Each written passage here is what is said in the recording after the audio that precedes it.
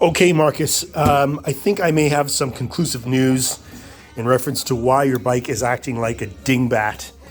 All right, these two copper windings are stators. This one is from your bike, and this one is from a parts bike.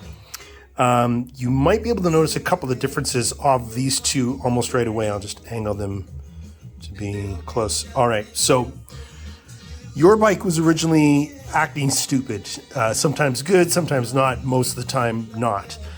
You'll see these three screws here, and each one of these screws represents the windings of this stator, to which there are three windings.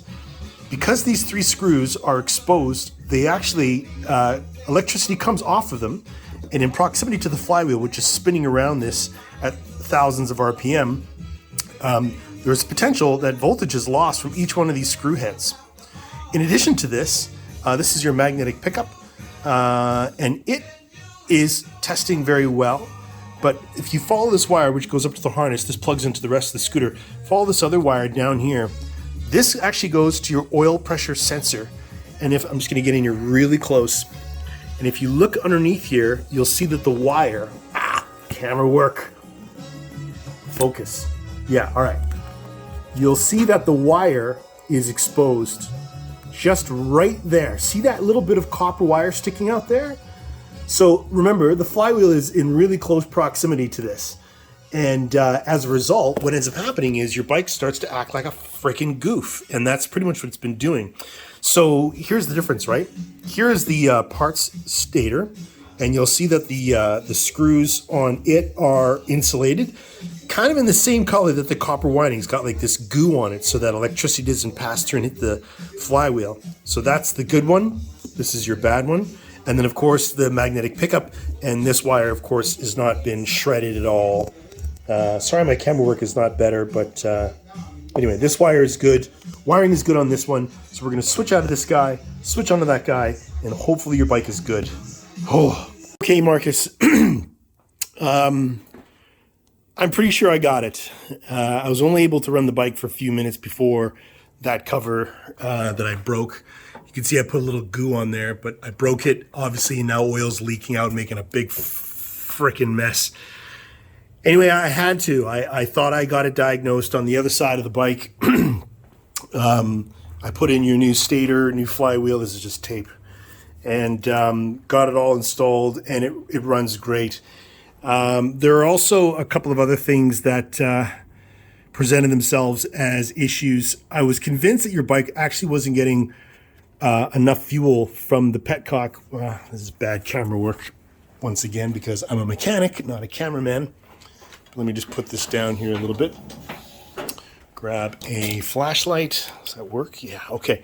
All right, so I thought originally from your petcock, which is this little gold guy down here, was not getting proper vacuum. And if you follow the vacuum hose, it runs around and ends up right at the tip here underneath this light, which is a little too bright, but I don't know if you can see that. There we go. This little junction, I've only got one hand, so I'm doing this very carefully. Wow, shit. Whoa, easy. Come back here. Whoa, god damn cameras. Okay, so found out that this guy here is also a source of your problems because it's loose. So this is a vacuum hose setup, and if vacuum is leaking from here, then this is also a contributing reason to why your carburetor wouldn't get enough gas, which contributes to why your bike would fart, stumble, and do all the dumb shit that it does. Can I fix this? Yes. I'm using a product called JB Weld, and basically this is just a pressure fit.